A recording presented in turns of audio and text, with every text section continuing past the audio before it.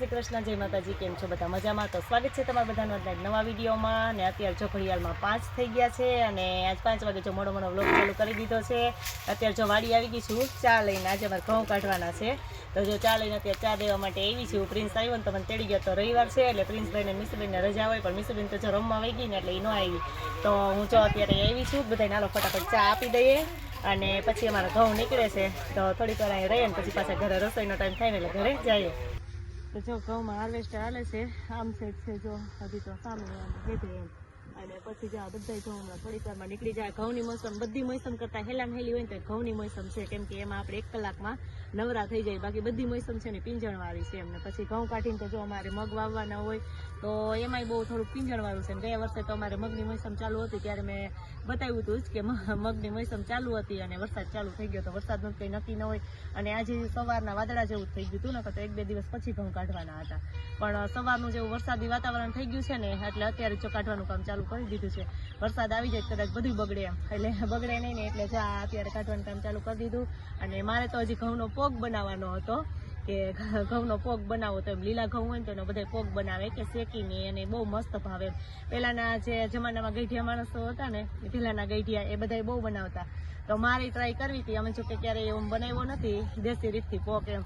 પણ આજ વખતે તો લગ્નમાં જ રહીને બધાના લગ્ન થઈ ગયા ને ત્યાં તો ઘઉં એ પાકી ગયા. જ્યારે લીલા હતા ને ત્યારે વાડી આવી હતી, પાછી અત્યારે આવીશ ને તો ઘઉં જો અત્યારે ફૂલ પાકી ગયા છે. એટલે કંઈ પાકેલા ઘઉંનો તો પોગ થાય નહીં. તો સારું હાલો બધા ઘઉં નીકળી જાય પછી બતાવીએ કેટલાક ઘઉં થયા છે.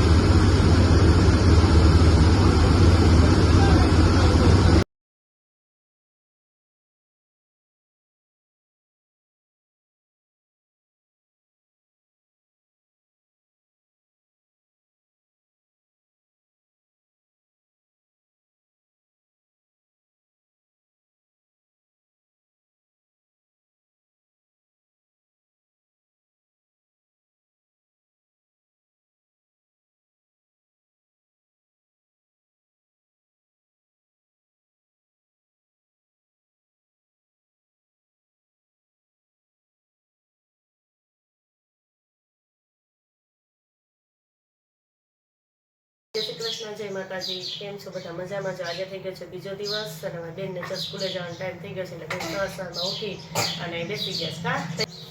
તો મારી બેન જો સવારમાં તૈયાર થઈ ગયા છે, યુનિફોર્મ ને બધું પહેરાઈ ગયું છે કા બેન. અને હવે વાળ ઓરાવાના બાકી છે એટલે તો બેનને ઓરાવી દેવા પડે. એટલે હવે જો એને વાળ ઓરાવી દઈએ ને પછી નાસ્તો કરવાનો બાકી છે, નાસ્તો કરી લઈએ અને પછી જાય સ્કૂલે. જય શ્રી કૃષ્ણ, જય માતાજી. કેમ છો બધા? મજામાં? તો સ્વાગત છે તમારે નવા વિડીયોમાં. તો રેડી થઈ ગઈ છું ને મારે માથું વરાવાનું બાકી છે. તો માથું વરાવીને પછી હું જમી લઈ રોટલી ને માખણ. રોટલી માખણ કા પછી રોટલી માખણ ખાઈ લે છે.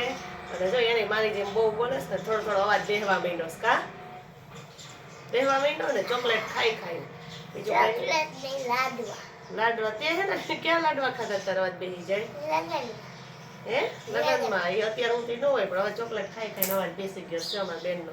એટલે બેન નાસ્તો કરી અને પછી જાય સ્કૂલે.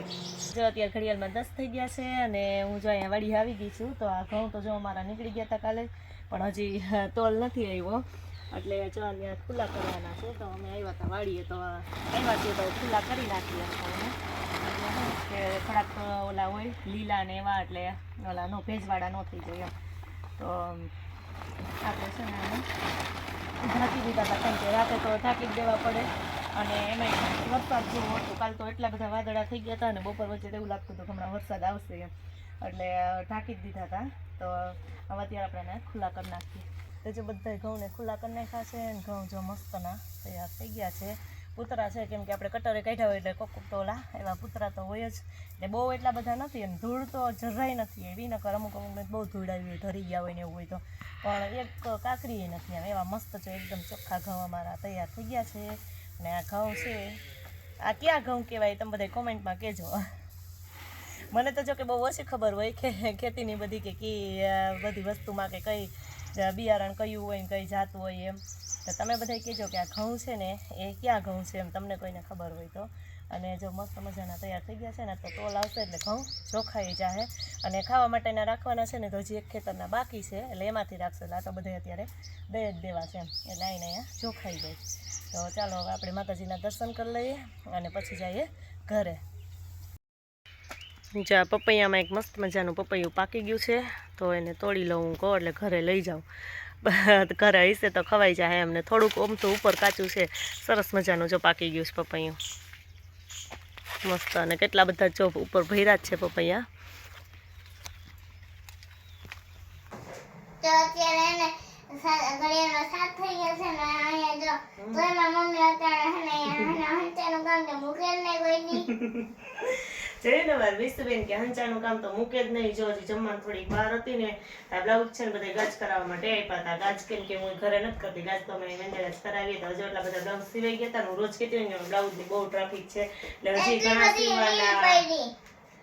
ઘણા સીવવાના તો બાકી જ છે એમ. તો આ બધા જો ગાજ થઈને આવી ગયા છે ને, તો આ બધા બ્લાઉઝ છે ને હજી જમવાનું થોડીક વાર છે ને, તો બટન ટાંકવા માંડું. જેટલામાં બટન ટકાય એટલામાં. કા મીસુબેન? મીસુબેનને તે આવડતું નથી, નકર તો આપણે મીસુબેનને કહીએ. તો જા આટલા બધા બ્લાઉઝ છે ને એ આ જો મારા સિવાઈ ગયા છે બધા મસ્ત.